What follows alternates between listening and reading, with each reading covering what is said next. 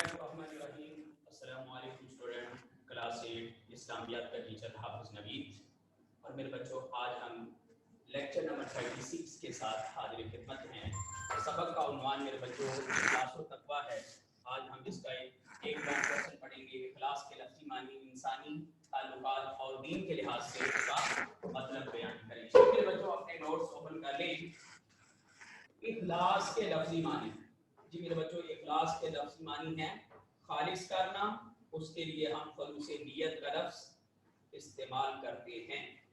इखलास का मफ़हूम मेरे बच्चों, इखलास का लफ्ज़ चूँकि खालिस से लिया गया है, खालिस का लफ्ज़ किसी ऐसी चीज़ के मुतालिक बोला जाता है जो मिलावट से पाक हो। बस बिलौस इंसानी ताल्लुकात रखना, हर नेक काम खालिस अल्लाह की रज़ा के लिए करना ही इंसान के खलूस या इखलास को जाहिर करता है।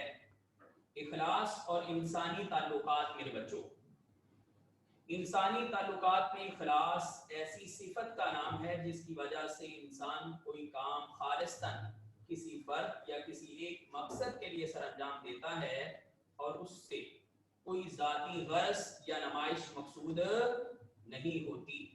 दीन और इखलास का मतलब मेरे बच्चों, दीन और इखलास का मकसद, दीन के लिहाज से इखलास का मतलब है कि एक आदमी जो काम करे वो खालिस्तन अल्लाह की रज़ा और खुशनुदी हासिल करने के लिए करे, इससे कोई ज़ाती मफाद या गर्ज वाबस्ता ना हो। जो आदमी इखलास से काम करे उसे मुखलिस कहा जाता है। ऐसा शख्स जो सच्चे दिल से सारे काम सर अंजाम दे रहा होता है, तो मेरे बच्चों उस बंदे को मुखलिस कहा जाता है।